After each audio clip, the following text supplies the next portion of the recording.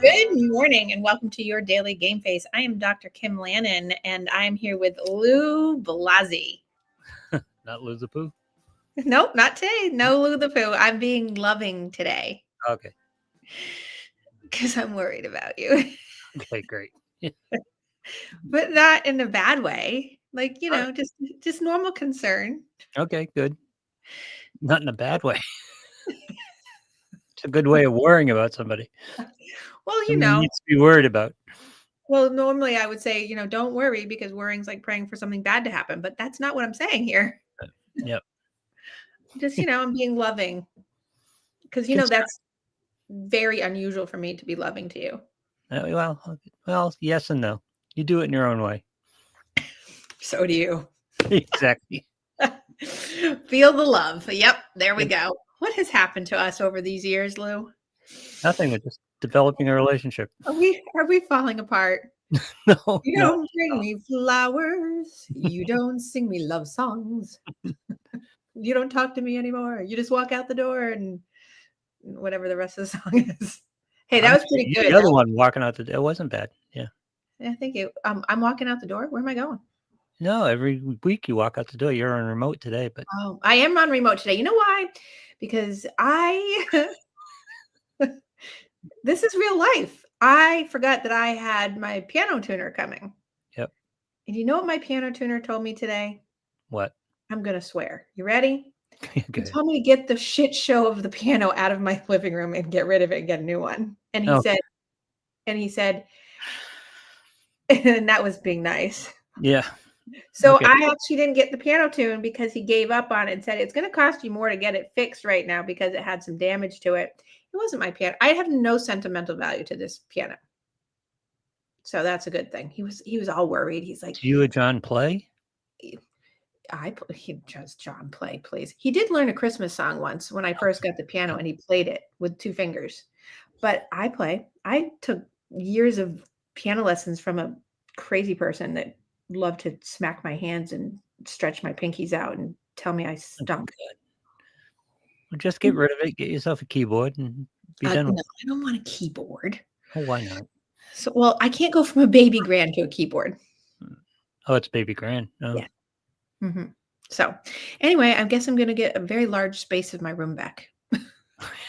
Yes. I was like, oh, actually, this might be an okay thing. I might want to see that corner again. So it's all good. It had its run. Place for cat boxes or something. No. Okay, Lou, whatever. Anyway, so good morning. We are, just as a reminder, everyone, Lou, will you be putting up a show for me next week when you are not here? I can if that's what you want to do, yes. I would love for you to run a show next week. We'll figure that out. So next week, as a reminder, everyone, I will not be on live because Lou will not be here, but I will make sure that I post things up on my Facebook feed, continuing on the journey of this series. And today we are in the second part of this series on narcissistic people and narcissistic relationships. And last week I gave the story of Echo and Narcissus. Mm-hmm. And I was going to say that people liked the show a lot. I had a lot of feedback on it. I got a lot of, still getting a lot of hits on it. And the story of Narcissus and the Greek mythology really sparked people's interest in going and looking it up because people didn't realize where that whole story comes from. No, I didn't either. No, that was new to me. Right. See, and last week you said that, like, hey, we do this all the time. Well, see, it was a little different. Do what all the time? We talk about narcissism a lot. Well, we do because because you know why? There's so many people in the world that are narcissists. Oh, yeah. You know that? Oh, everybody. To a degree. Well, everybody has a little touch of it, right? But here's the thing is that not everybody has it to certain extremes. And when it's in relationships or in, so a couple people last week afterwards, they had listened, they were likening it to some people that they work with, work relationships, not only, romantic relationships, but friendships. And so it can be in context of lots of different contexts, right? And one of the things there's so many things I want to talk about, but one of the things I was going to point out is that narcissists typically don't do a equal opportunity across the board narcissism.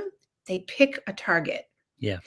And that's an important delineation that people who are full-blown narcissists and, that don't just have little features like you do and I do and everybody else does, right?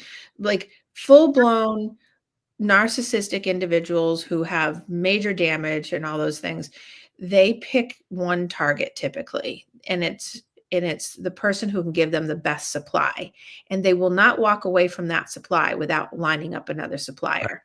Yep. Right. So that's important for people to understand. Um, the concept of that I've been talking about is, the supply chain. People are like, oh, well, we got to talk more about the whole thing. And, you don't necessarily have to be a supplier to other people, but the narcissist will find you as the supplier when you might not be a supplier to other people. And it's not because of you necessarily. Right. But you will have part and parcel to the problem with the narcissist when you get fully into it, because they've worked so hard at the beginning of that grid I told you about, that I had posted about, like, they love bombed, and they breadcrumb you, and then they do the gaslighting.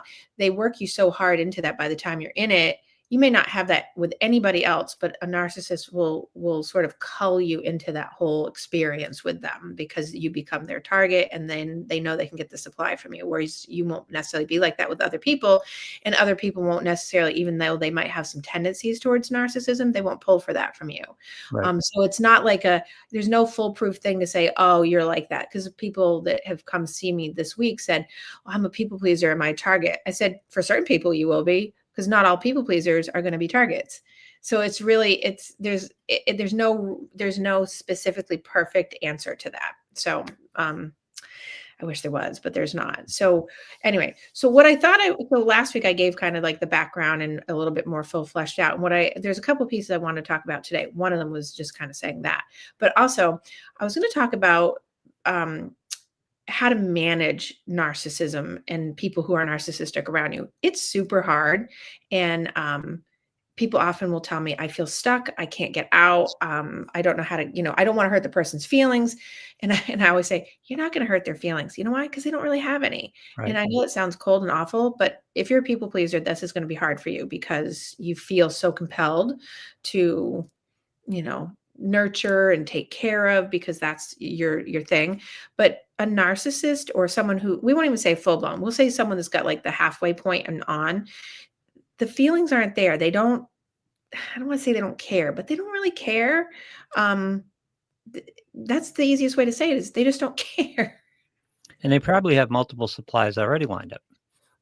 Yeah, and they have different supply chain. Um, they do have multiple supplies, but it's kind of like, I liken it sometimes more than not to a polyamorous relationship. There'll be a primary target, and then there'll be multiple other targets. So like when you have and this is what a weird leap for this, right? But a polyamorous relationship will have, someone will be, a couple will be together, and they'll be the primary couple. They might be married, they might live together, and then they have outside relationships, which are all called secondaries, right? Or tertiaries. Mhm. This is the same thing as like a narcissistic relationship. Is narcissists will have their one target, and then they'll have other supplies out in the world, but they might not be anything in remotely the same way. They'll be like, the person at the market that they, they get the meat cutter, because they give $50 tip to the meat cutter because they are entitled to bigger piece of meat, because they think that they can't, like, you know what I'm saying? Like Yep. there's other supply people out there. The waitress gets an extra tip. I'm doing tips because people use money to bribe people because they feel Yep. entitled they should get more, and therefore that buys them something.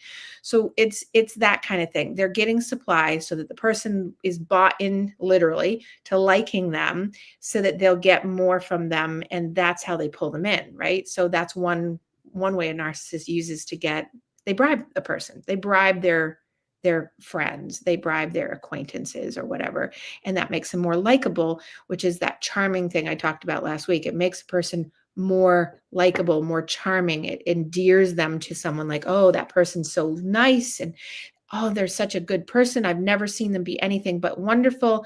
In the meantime, right in front of the curtain, but behind the curtain, the target, the primary, is getting emotionally annihilated. Yep. Right, or other things, but usually it's emotionally annihilated. Most narcissists are just verbally and emotionally abusive, not just, because actually I believe that oftentimes is way worse than being hit. no one should be doing either. But that's what's happening, right? So the person behind the curtain is getting the emotional damage. And then when you're out in public with the narcissist will be, oh, to the primary, like they'll make the primary seem to everyone like they're love and they're wonderful. Or if you're in a work situation, the boss will be, it will use the stereotypical, the boss is the narcissist, and the boss will be like, oh, Joe is a great guy. He's wonderful. He's so wonderful. And then he gets him behind closed doors and says, he's a screw up. He sucks. He's not Yeah. doing the job, like blah, blah, blah. Right. But it's so that it's the ego preservation of the narcissist to be able to do that. So anyway, so I could flesh out all kinds of scenarios about narcissists in different situations all day long, because I've been doing this for 30 years and have been around for a lot longer, and so many people. But what I thought today, in addition, is that I was going to start with, like, what kind of questions, can you talk or ask a narcissist? Because the question I got a lot last week was, okay, so how do you get someone who's narcissistic to be accountable and have empathy? Okay. All right. Okay. Yeah. Okay. Because so first of all, you have to understand that empathy is, if at all present, it's limited. Empathy is like, because remember, the child that becomes the adult narcissist, because children aren't going to be narcissistic in the same way as when they're full-grown adults. They become that way, right?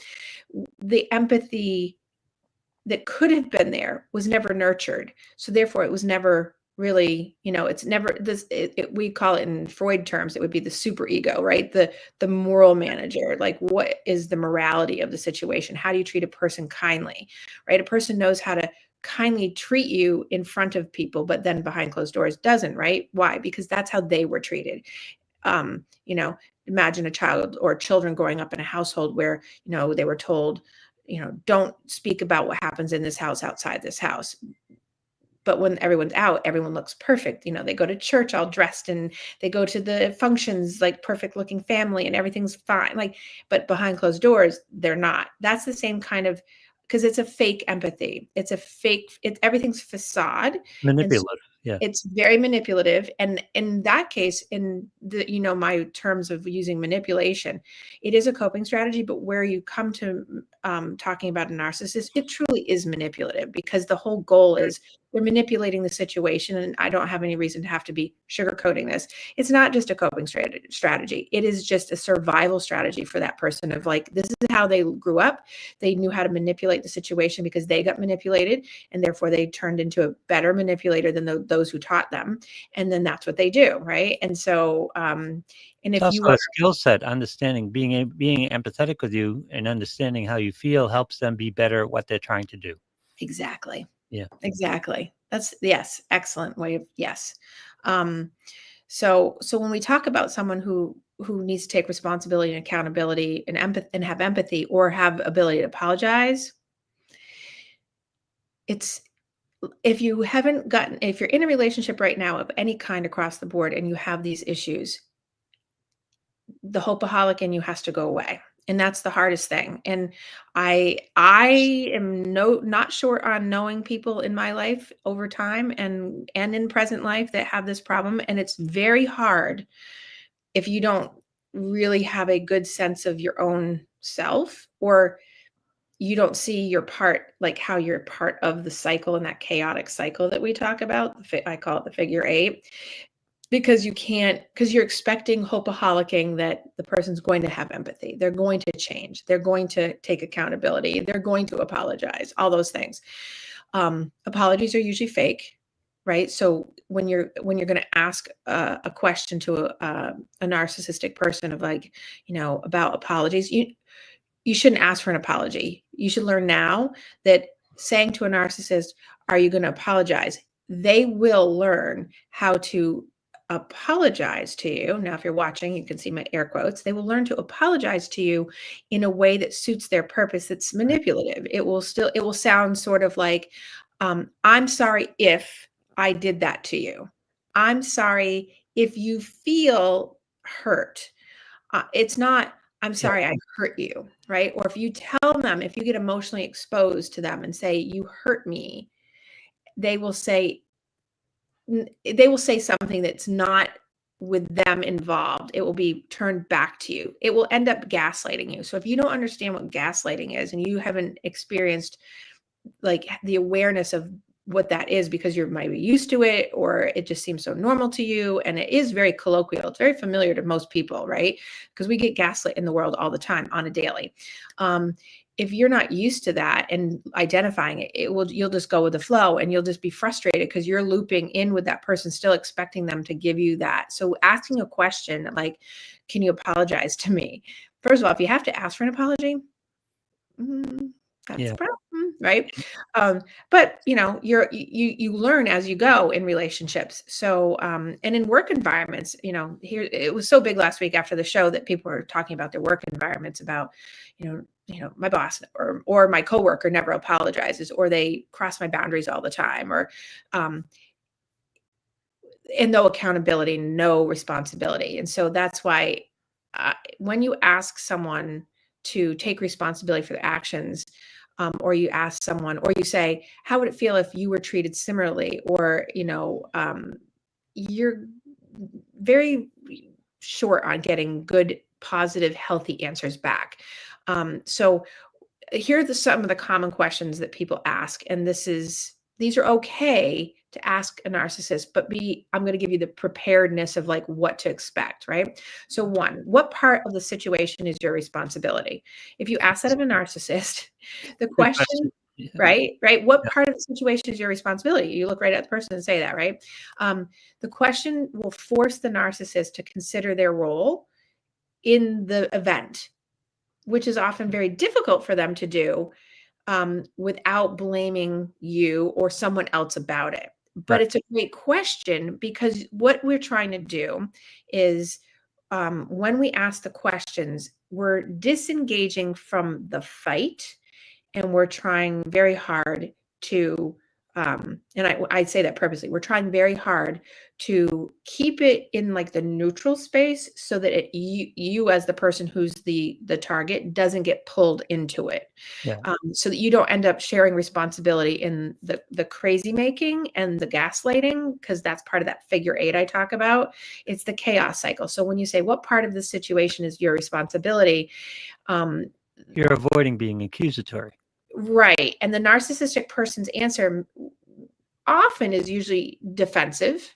Yep. Often is usually, I love it. Often is usually, there's great. Often Yes. is usually is very defensive, and there's usually an inability to take ownership. So there's usually some deflection, but the way you ask it by saying, what part of the situation is your responsibility? That usually doesn't get you the attack. It usually gets defensiveness and lack of ownership.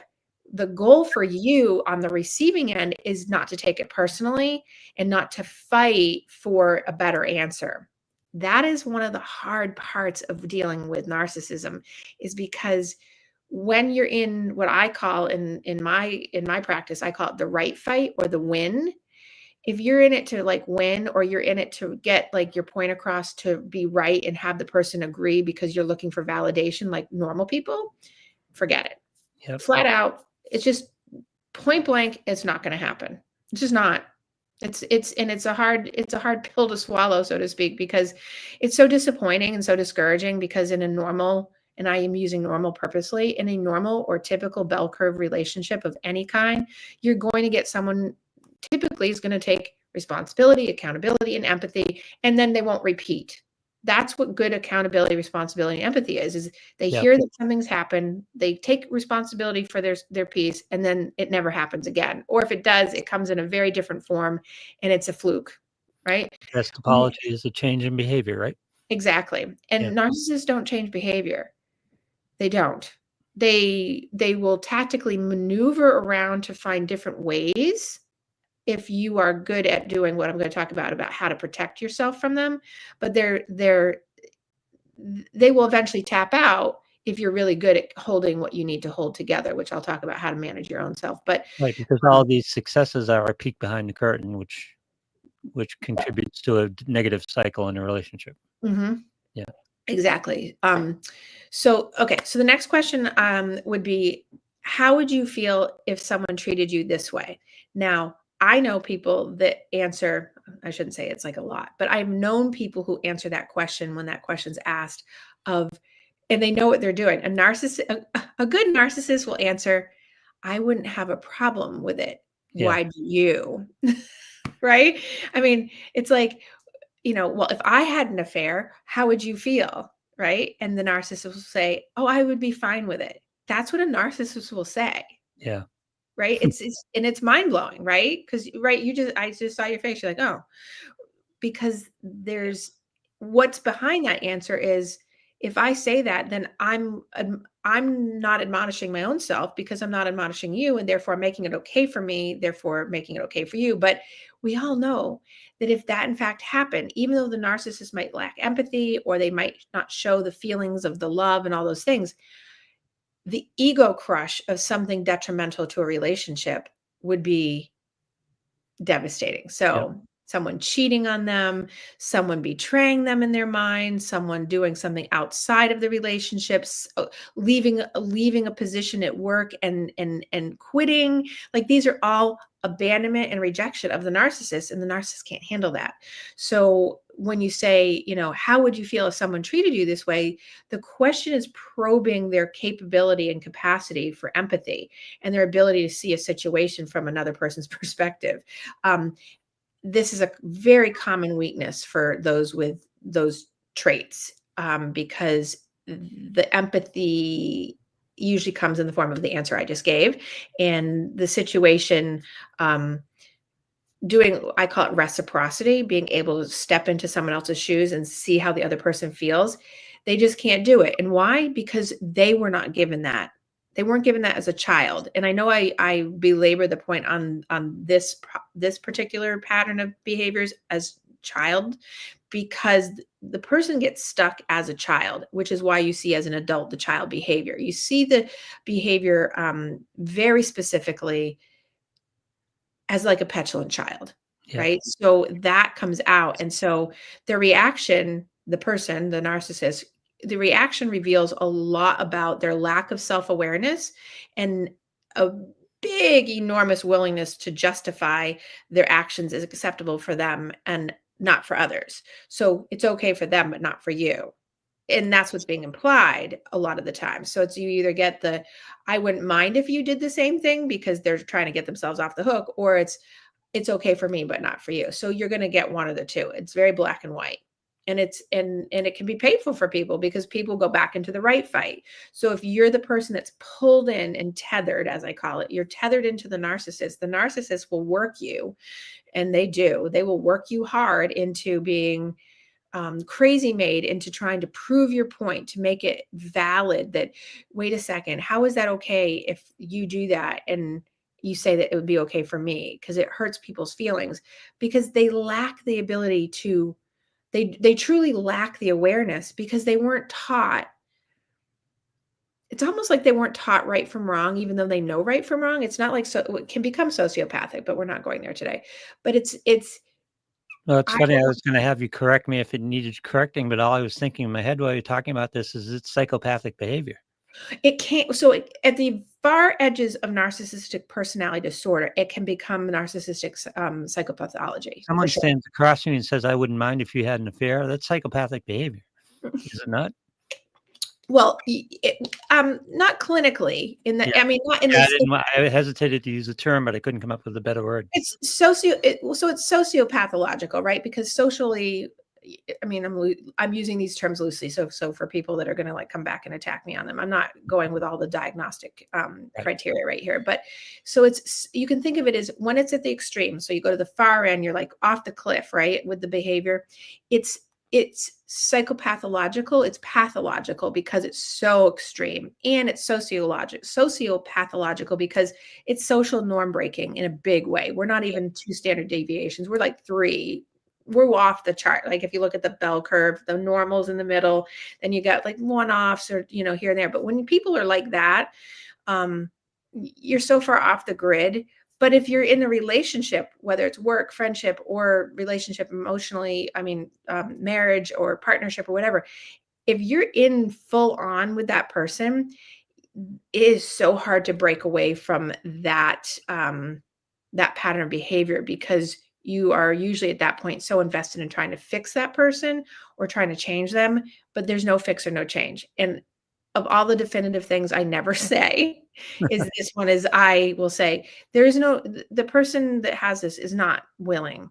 They're typically not willing. They'll tell you they are. Right. They'll go to therapy. They'll do the things, but they go right back and do the same thing over and over. Why? Because they don't have the investment. They're just keeping you on the hook. They're keeping you on the chain. So they don't really care, right? They'll say they care, but they're child caring. They're at the level of like a 3 or 4 or 5-year-old, like just looking to get their needs met. So they'll tell you what they need to tell you. You know, imagine, you have to imagine yourself talking to a little kid who's just looking to be like, okay, I just want to be out of trouble right now and go back to playing. Right. Right. So Yep. they'll tell you what they need to tell you. They'll do what they need to do just to get you away from them. Anything to shut you up, shut you down, and get you away. Right. So the lack of self-awareness is huge. And people get mad when I'll tell like people that live with narcissists or work with narcissists, I'll say they just lack the capacity to have the self-awareness. And people are like, what do you mean?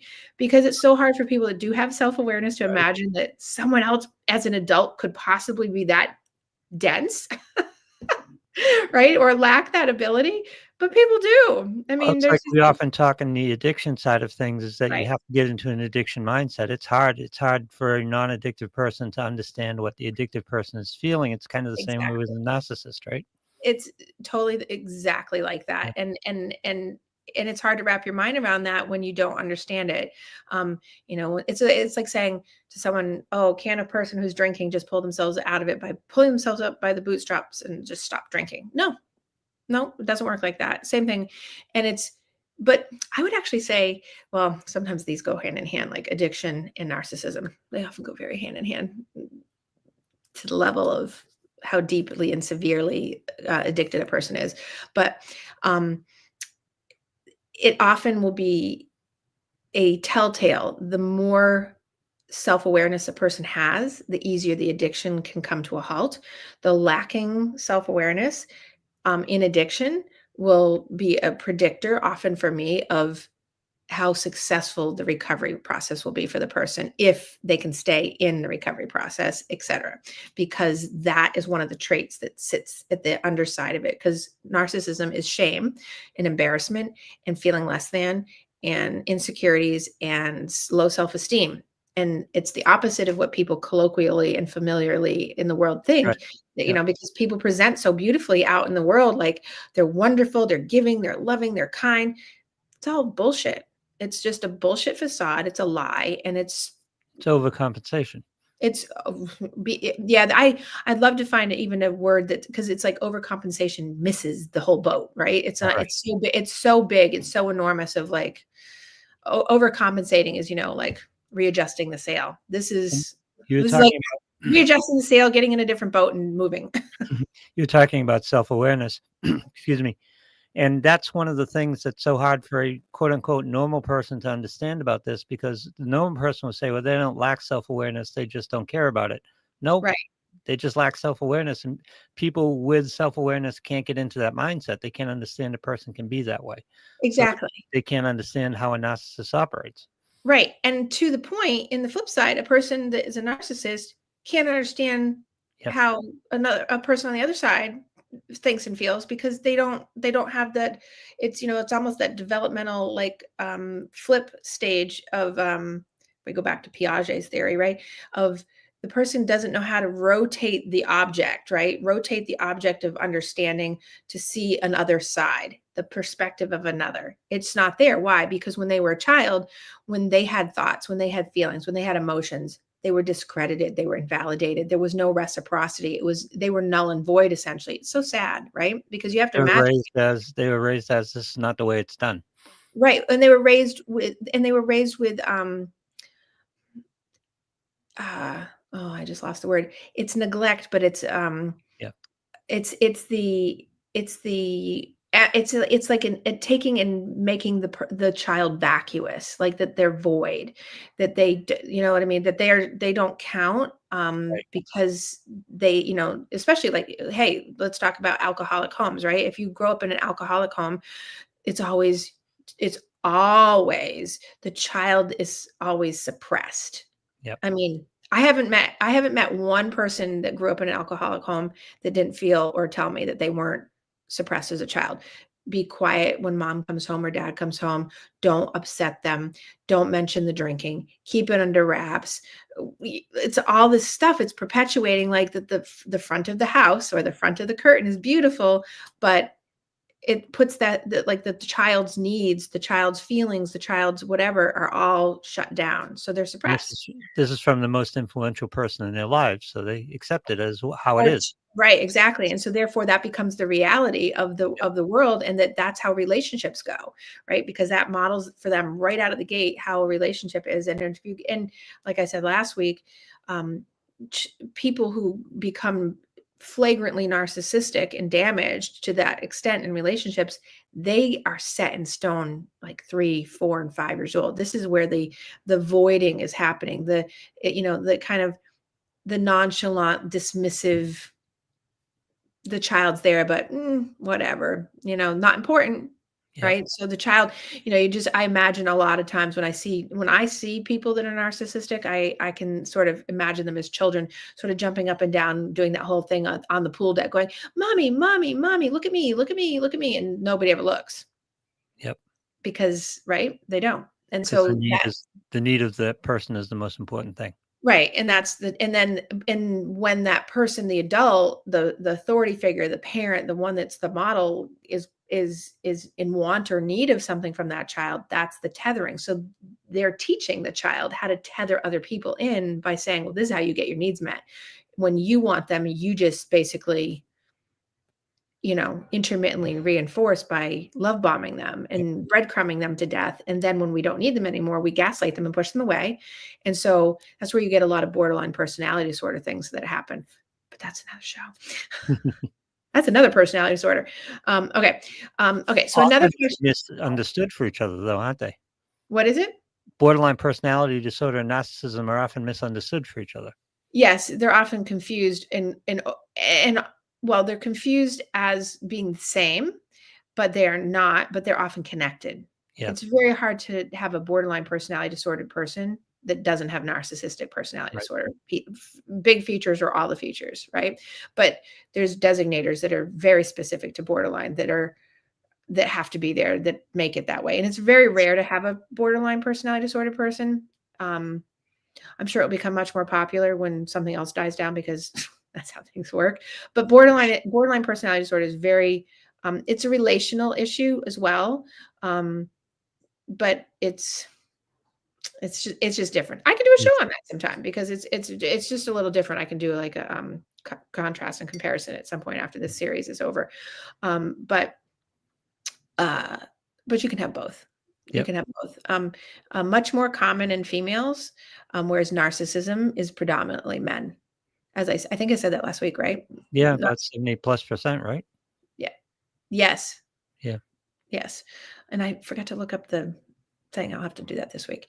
Okay. So the next question that I was going to talk about is, okay, is you wouldn't ask it this way, but the best way I can describe it is, when you're you ask, can you give credit to another person? Good morning, Leanne. Can you give credit to another person for their contribution? Now, I sort of generalize that out like that as a question because narcissists struggle to acknowledge achievements or positive contributions of others because um, they have difficulty in giving credit where credit is due, and uh, I'll call it infiltrating. They tend to infiltrate things. So you start a project at work. What do? They come in and then they tell everybody that they did it, right? They'll take over the project and you have done all the work, and they'll say, "Oh, I did this." And you're like, "Well," so you have to say, "Can you give credit to another person?" So if you're a manager working with someone and they do that, you have to, and you have to say to them, "Can you give credit to your partner?" A narcissist will avoid answering, or Yeah. they'll downplay the other person's role, give them a little bit of credit, and then take the credit for themselves. Like, so you might get a little smidge if pushed, but in general, you will not.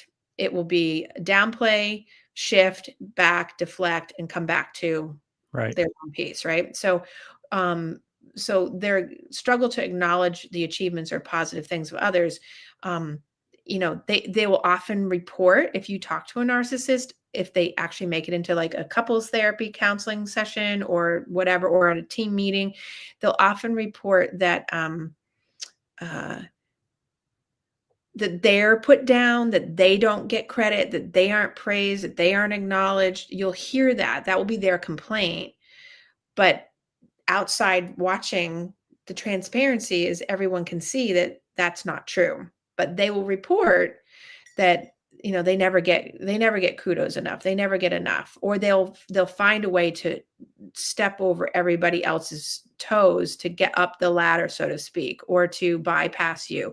And if it's a romantic relationship, you could have been a person who used to do all the cooking, or you enjoy entertaining, and all of a sudden the person comes in and they start doing all of that because they want the checkbox of like, I want the attention for that. Or you could have been gardening and they'll take over the gardening because they or they'll come in and do something. You'll do something, they'll come behind you or in the middle of it and still and then take over, right? Because you would think initially how they buy you in is it's to train you that they're helpful. So whether it's in a work environment, like, oh, I'm going to help you, or, oh, I'm going to help you, garden, or I'll help you cook, or I'll help you clean that. It becomes a way of them taking over the thing. And then that's another point where they feel entitled that they should get praise. It's kind of like when they go to help someone. This is one of the big things. If you ask a narcissist to help you like move, or you ask a narcissist to help you with a project, like a quick thing, they'll take it all over and expect payment. Even for friendships, they'll expect things from others that just, they'll expect what isn't normal, or the typical norm. They don't know that you help friends, or you help out in work, or you do things in a relationship without getting kudos or payment other than thank yous, right? So they don't, they build a resentment, which you see a lot of. There's the narcissism and addiction is the resentments build because they don't get the pats on the back that they think they should, the praise, the acknowledgement, the yummies, the emotional yummies that they didn't get as a child are still not being given to them. So then they get angry, and what do? They'll gaslight you. They'll gaslight your coworker. They'll gaslight you in your marriage. They'll gaslight you across the board, because that's how they feel they can get the resentment out on you. So they'll take it out on you, and then they'll deny doing that, which is part of the gaslighting, right? So that's right. So yeah, so and most of the time they'll take all the credit and then they'll disparage you in a it depends on the relationship, whether it's work or whatever. They'll disparage you if you call it out and you say, well, I did that, and and you call it out. Narcissists don't like to have themselves called out. They will sort of sometimes they're flagrant and they're really mean, and they'll say terrible, awful things, but usually they have to figure out a way to protect their own ego. So they'll do it in a way that will put you down while building themselves up, but not making you look too bad, but just enough it may cast doubt in other people's minds that maybe you're not the person that you seem to be. And you have to not buy into that, because that's one of those things that's the bait and hook, like, I'm baiting you. And what'd you say? They're good at projection. Very good at projection. And and it's just the bait and hook. I keep it simple for my patients, just saying, like, they're baiting you, and if you take the hook and you run with it, but it's hard. So here to say it's hard. It's not easy, and this is one of the hardest things to deal with in day-to-day life with people, because this is very prevalent, and especially in work and friendships. And I guess it's not as much in friendships. I do hear about it, but it's more in work relationships, because there's a power differential, and then in romantic partnerships, because there's a power differential that's perceived in the mind of the narcissist, that believes, like in a work relationship, that they have authority, or that they think you have it, and they'll perceive that somehow they have to get over on you. Your attachment in a friendship is less direct and less strong than it is in a relationship or in a work relationship. Exactly. Right. Exactly. And it's easier to walk away from a friendship than it is from the other things, right? Because they both have financial constraints to them, and then they have other things, sometimes children, sometimes other things, but yes. Okay.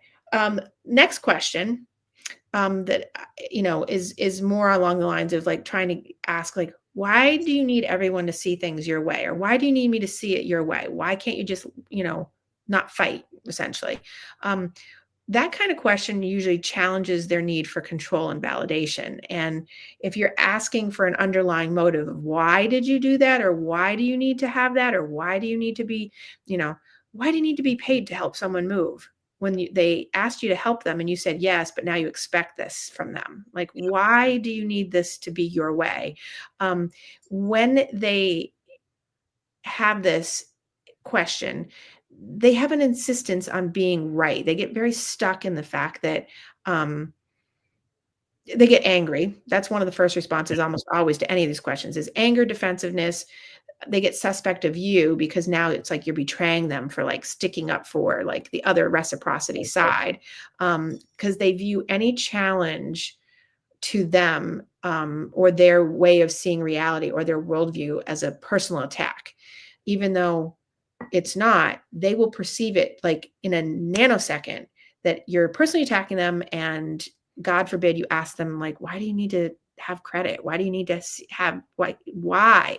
Yeah. The why questions are brutal for a Right. narcissist because it puts them on the vulnerability list of having to accountability and responsibility to themselves to something that they feel is just beyond reasonable to be asked of them, because they never saw it when they were growing up. And it was very black and white in terms of, all or nothing. Like, I'm telling you this, um, this is how it is. There was no room for talking. There was no room for explanation. There was no authoritative, I'm going to talk to you about the situation. It was just, here's how it is, and you'll suck it up and like it. And there's no other difference. And then they turn out to be adults that are basically like, this is how I did it. And you don't like it, too bad. Take it or leave it. This is who I am. Right. And you're like, really? That's not normal. Well, Well, that yeah. question is hard to answer without admitting guilt, which they won't do. Right. And admitting to guilt. Although I And know what the answer would be. you what? I know what the answer would be, though, from a narcissist. Why wouldn't I? Exactly. Yeah. Right. Yeah. Right. Um and and and the reason why people, because I know I'm gonna get this question. The reason why people need to have things seen their way is because they feel so lacking all the time that maybe nothing most of the time, uh, even though they might get credit, they might get appraised, their cup is never full. If you're a supplier of a narcissist, you'll never fill their cup up. You'll never be. You will be in constant pursuit of this is why people get exhausted in these relationships, is because if you don't start figuring out that this is what's going on, you just are Yep. like exhausted because you're in constant pursuit of trying to get someone to see it your way, or get someone to see another side. It's not even your way. It's not even the right fight. It's just about like, can you see another perspective? Can't you understand this? Can't you understand why that would hurt someone's feelings? Or nope. Nope.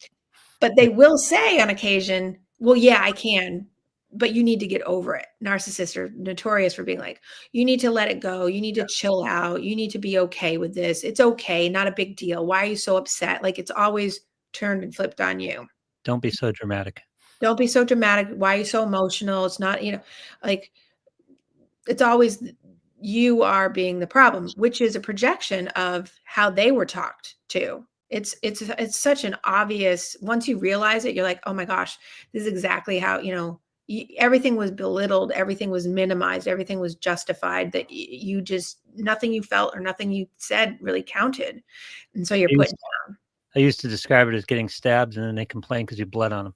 Right. Yeah. Exactly. Yeah. Yes, exactly. You have a problem. Don't Yes. bleed on me. Right, exactly. Yeah. Well, so it's similar. I'll say to people like, well, because if people say, well, I didn't mean to. And I say, well, and then I go, Your Honor, I didn't mean to stab him, but he died. Yeah. Right. Because essentially a lot of times you're annihilating or assassinating an emotional side of a person, especially when it's in a really rough relationship. Right. And, so when someone says, well, I didn't mean to, I didn't have intention to do it.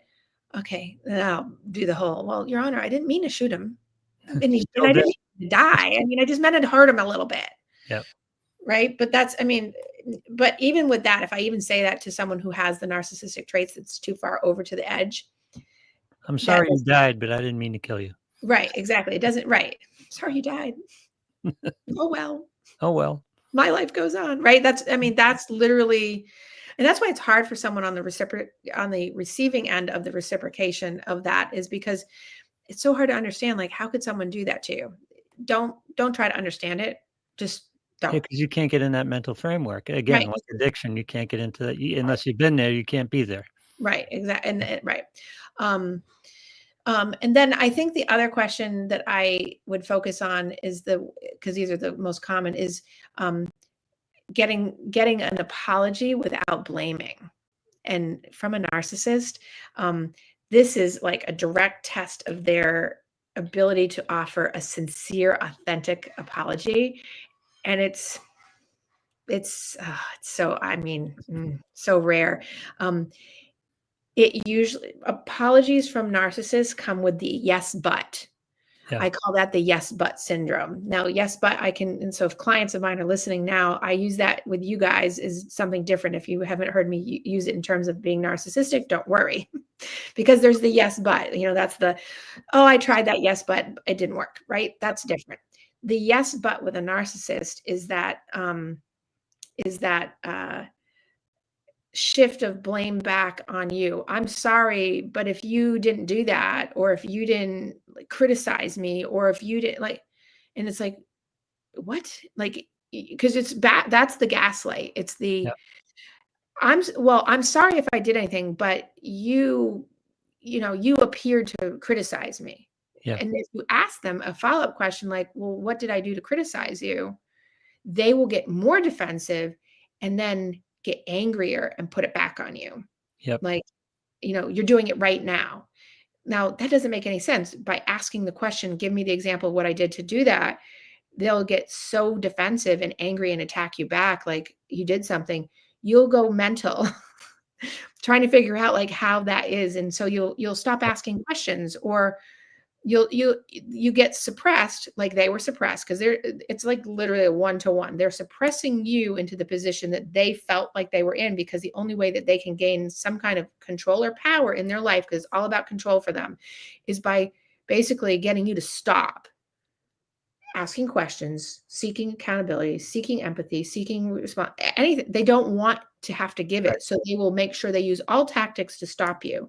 Now, if you're a strong-willed person, which I know a lot of people are, you'll keep pushing that agenda. It's not going to get you very far, and you'll get exhausted doing that. And trust me, been there, done that with people, and it's exhausting. And I can tell you that trying to get someone to apologize that has, first of all, getting someone to apologize to you and you have to try to get them to do it, that should be a flag. And then a true apology that requires accountability is so extremely difficult for a narcissist, because what it does is it compromises their self-image. Yep. And in compromising the self-image, it makes them way too vulnerable. And then then they get more angry and resentful to you, as if you've done something to them to make them that way. And so, but they become really good at it. They know how to do it, especially at the beginning of like a relationship. They might be able to say, oh yeah, I'm really sorry about that. Oh yeah, but I was just trying to blah, blah, blah, blah. And then you don't think of it as a big deal. But a year, 2 years in, now you're like, oh gosh, this is a big pattern. They tap out pretty easily too. They go, I can't handle you when you're like this. So yeah, oh god, yeah, it will be, I can't handle you when you're like this. I have to be away from you. Yep. I've translated that into, I have to be away from myself. Right. Right. So they'll be accountable to this. I have to get away from this conversation. Right, because then they can go back into their mind play of their own like narrative, and that's one of the dangerous sides. And I don't say dangerous and like you're going to get hurt, which you could, by the way, in narcissistic relationships. But the danger side of someone who says like that is that they change narratives. They're historical revisionist, and in light of having direct evidence, witnesses, video, audio, a direct object that's, an incident, whatever, they can look right at you and say, that never happened. I never said that. And you'll be like, what? And that happens tons because they are so protective of their self-image. And you're just, if you've been not raised that way and you don't have those damages, you're going to be floored by that. And it will be exhausting if you try to get them to apologize. You're going to eventually be like, apologies are nothing anymore. Right. There's no, they mean nothing because they don't have anything. Apology without change is nothing, right? And narcissists don't apologize to change. They apologize to shut you up, point blank. They just do it to control the situation, to shut you up and to get it to stop because they don't like what they're hearing. And often it's not what you said, it's what they perceive. I would say 99.9%, it's nothing you've said. It's what they perceive you're saying. It's how they're interpreting their ego hit. How And they're then, threatened, yeah. And they're threatened. And then they you get the FUs and I'm out of here and don't talk to me. And okay. They extract themselves from the conversation and then they come back. I used to call it as if nothing happened. Right? Yeah. Oh yeah. It's so I call that the reset. Yeah. The reset time. Right. And that's when, and you may or may not get love bombing and breadcrumbing at that point, but it's usually a reset time where things go. Did we really have a fight yesterday? What? It's like, did we really have a fight yesterday? Because it feels like nothing happened. Or even a fight. Did we even have a fight 2 hours ago? Right. Yeah. Right. Yeah. Right. So I call it JADE. I use the acronym JADE, JADE. So you're very jaded, right? When you're in a relationship with a narcissist, you have to be sort of jaded. Yeah. And the reality of it is that means that JADE, you don't justify, you don't argue, you do, I just lost my D. Hold on. You do. Well, it's because I heard something out in the other room and I got sidetracked. You don't justify, argue. My E is explain. Oh, defend. Oh, good Lord. God, I just had a brain fart. So justify, you don't justify, you don't argue, you don't defend, and you don't explain. And that helps you if you can stay jaded, so to speak, right? Because that gives you a safety net around that. And that helps you also to avoid like confrontational phrases, things that are emotionally demanding on the other person, something that challenges their superiority. If you tell a narcissist they're a narcissist, big mistake. If you tell them that they're wrong, big mistake. If you tell them that they never listen, big mistake, because you're telling someone that's already damaged that they're more damaged and they don't want to hear it. But if you can not justify anything, you can not argue, you can not defend anything, and you cannot explain it and don't have to apologize for yourself for being you, you're going to be better off, at least to survive a moment with them, especially if you're stuck. There's my air quotes. If you're stuck in the work environment or in a relationship, because you want to make sure that you help yourself by staying away from challenging their ego, because everything pretty much challenges their ego.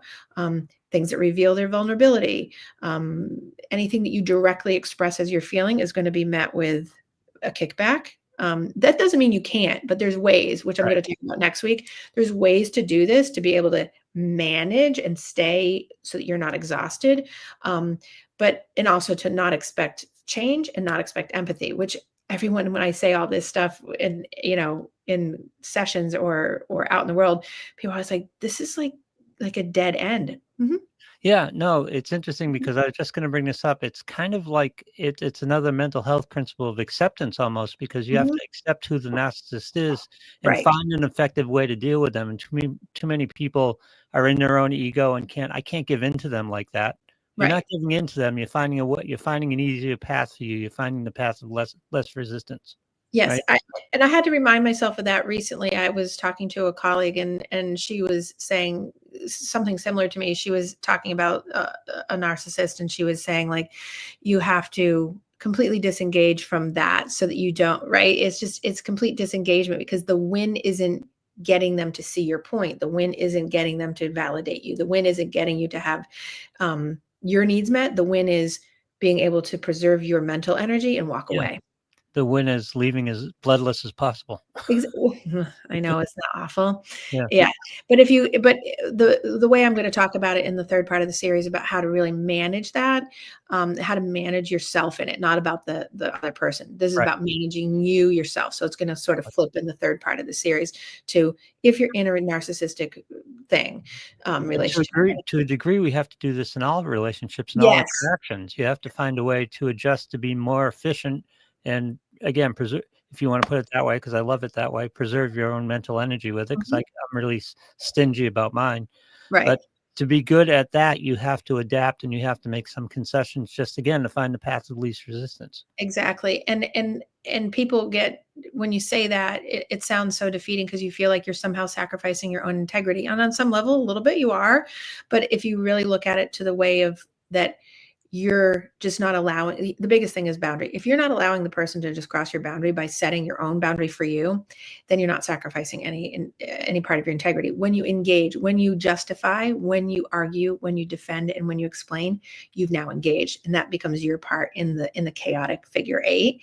When you get jaded and you don't do that, that ends a lot of the craziness for you. It takes a lot of the exhaustion down because you're taking care of you instead of taking care of them to get them to change. Exactly. Right. Because that's So, not effective. It's going to correct. cost you more in the long run. Yeah. Yeah. It will cost you years of your life. Yeah.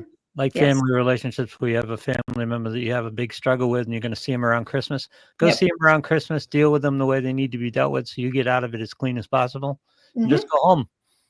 I mean, Exactly. in work Exactly. relationships, you have to deal with that type of thing just so you can get through the day and get home Well, with as least right. You have an mental end damage goal. as possible. Yeah. Right. It's temporary. And when you're in a regular romantic relationship, you gotta, I'm gonna talk about that too, is you gotta just live your own life. Yep. You know, I mean, you can't count on that person to be able to do the things that they signed you up for, because the things that they signed you up for at the beginning are not what they're actually going to be giving you. And their reaction has to land differently on you. You have to find a way to deal with their reactions. Yes, you have to find a way not to personalize it and to focus on your own needs, which is what the third part of the series is going to be about, is that how to do manage your own self in these relationships in general across the board. So we had the setup last week of what Right. it is, and then today about like kind of fleshing out what pushes the narcissist, and then next week I'm going to talk about how to manage yourself in the relationship. So, oh, not next week. Sorry. That's right. No, not next week because Lou won't be here. No, I But won't be. okay. All right. So that would mean that Hopefully I'll be back for the week afterwards. but we will be back on the third part of the series on the 12th. I know that that's, Hopefully. you know, I'll post stuff up so that we can get like teasers out there so people can be reminded. But the 12th of November, as we're coming in, and then we'll start talking about perfect time of year going into Thanksgiving to be with all of our narcissistic family. There you go. Happy holidays. I know, grateful. What are you grateful for? The pandemic isn't still here. Going Oh, home. no. Going home in the NFL. I know, right? Yeah. So, all right. So, hopefully that was helpful for people. I'm always open to questions. Thank you all for your questions and your great insights last week, and wanting me to pursue talking about this more in a different way than you've heard before. And I will note to myself the borderline conversation, because people ask me about the borderline person, and it gets overused, borderline personality disorder down the line too. So anyway, you guys have a fantastic 2 weeks. I will be back when Lou is back. So have a great one.